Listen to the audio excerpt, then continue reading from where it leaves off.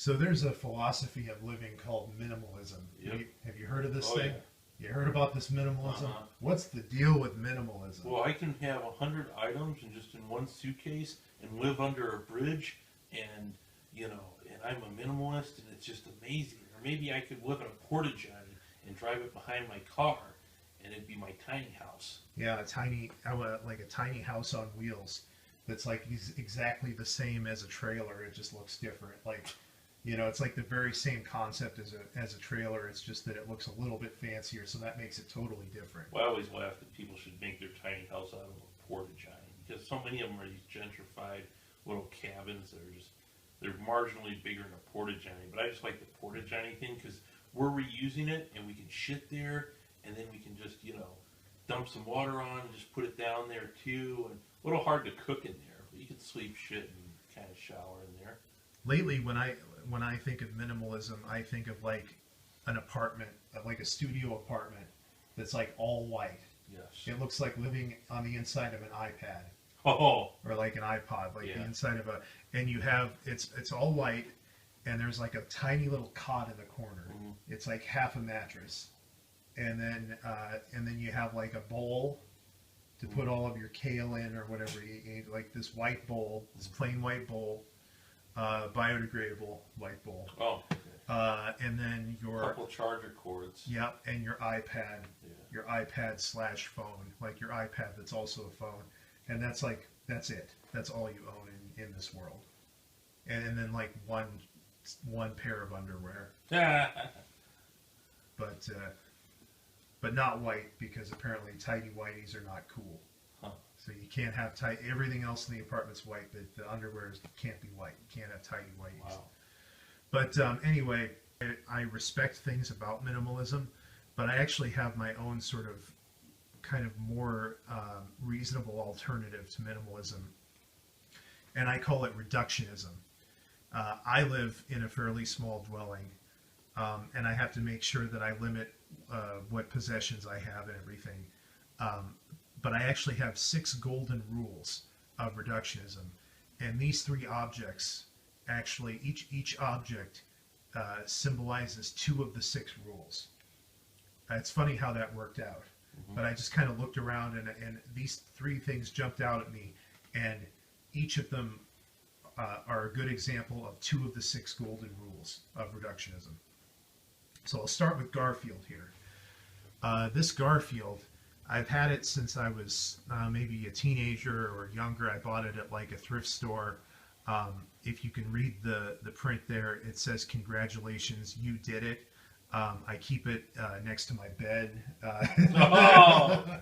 No, I actually keep it like in my office area, but it's meant to be like sort of like an office knick-knack or something. Yeah, I thought you were gonna say you keep it to your bed like you did it, like you went to sleep or you like woke up or Well, no, like you did it. Congratulations, you did it. Yeah, I get that. Okay, yeah. Yeah, and actually I used to keep it in my bedroom, but then when I got like kind of an office area, I figured it's more appropriate for that.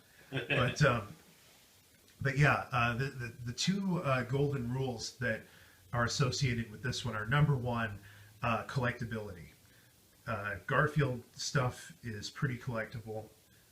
There's actually a collectible store in town that has Garfield stuff from like the 80s, mostly the 80s, that I mean, it's not worth a lot, but it's worth something. Mm-hmm. I mean, like, it's something that's it's an antique. Technically, it is an antique because it's over 20. I think it's 20 or 25 years old. I forget, but it's something that will increase in value because, let's face it, I mean, one of these things gets dropped probably every day. Like it's made out of fragile ceramic material, so there are not going to be more of these as time goes on. There are going to be less, fewer and fewer of them. I was very careful bringing this thing here because it is very fragile, but it's collectible because it's an old Garfield thing. You can see it's the old design of Garfield. He looks very different from... Yeah, like he wasn't... I thought he popped more, his color, but he's more dulled down. Well, yeah, and he's got the round eyes, and he looks more like a cat. Like the modern Garfield is like, walks on 2 legs and doesn't really look like a cat at all. He isn't even fat. Yeah. He's just like... And then the second golden rule of reductionism associated with the Garfield is sentimental value. That's one thing you have to be careful about if you're thinking about adopting minimalism, is you don't want to throw away stuff that has sentimental value, especially if it has fond memories associated with it, and it can kind of bring up those memories in a way that nothing else really can.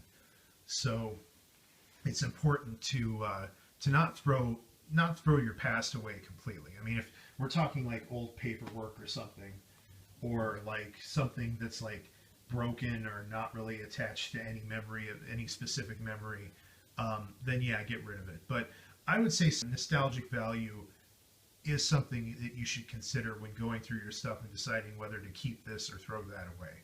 So those are the first two golden rules: collectability and resale value, and then also the sentimental value, nostalgic value. And so we'll move on to the stamp holder. This stamp holder was given to me fairly recently. You might remember, Deviant Historian, that I recently bought a lifetime supply of postage stamps. Yeah. I got a good deal on it. I bought 100 of them for like $44. Oh wow. Yeah, so that's a pretty good deal. I mean, that's less than what they're supposed to cost. So let's face it, in 2019, especially if you're in your 20s or 30s, 100 stamps you may not even use that. Yeah. You may not even use 100 stamps in your whole lifetime, but it's nice to have them. So the stamp dispenser, and then also there's supposed to be a little sponge in here, like in this part, that you wet, and then you use that so you don't have to lick the stamps. I have to cut out a piece of sponge to put in there because the original sponge was lost somehow. But anyway, as you can see, you pull out these stamps. So the two golden rules associated with the stamp dispenser are utility and buying in bulk. Buying in bulk is the stamps, and then utility is the dispenser, because the dispenser keeps them in place. You pull that thing out, they keep unwinding. You don't have just like a book of stamps that you can't find, or just like random stamps cut out and like strewn all over your desk or whatever. They're just neatly put away in a nice place. So, and they're forever stamps, right? Right, every single one of them is a forever wow. stamp. Yeah. So, and I actually mailed a Christmas card last night.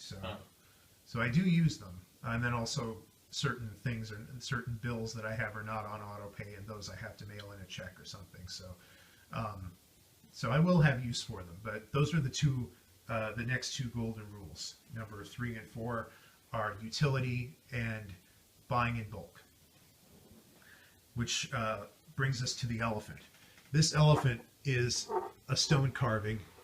It's a soapstone carving. I was at Goodwill the other day and I saw this thing.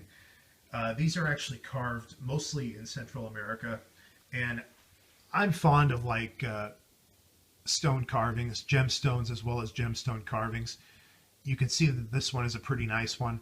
It was only like $1.88, so I went ahead and bought it.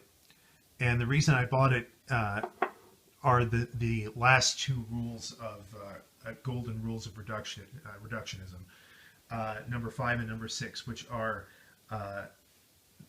it's the good addition, which means like the good addition to a collection, because in reductionism you're still allowed to collect things. Yeah. With minimalism, not so much. If you're like a purist, if you're a pure minimalist, you don't really believe in collecting anything. You know, you're more into like minimizing whatever you got. You don't buy things just for the sake of owning them. So there's that. And then number 6, which you might, if you're not careful, you might confuse with number 1, but it's the good deal. If you find something and it's a good deal and it's an offer you can't refuse, basically, you know. So that's the 6th rule. Like I said, you might confuse it with rule number 1, which is the collectability / antique rule. It's a little bit different because this carving, although it may be an antique, I don't expect it to necessarily increase in value because they keep.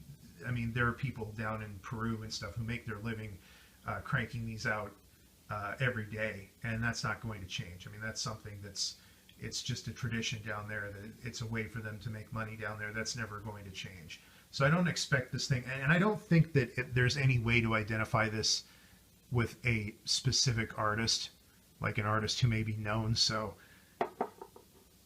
you can't really expect it to go up in value, but it's still a good deal, because like at a new age store or a store, similar store to that, the thing would have cost a lot more than it cost me. And so if you find something and it's a really good deal, and it's a good enough deal that you kind of can't turn it down, then it's okay to buy that as well. So yeah, that's all 6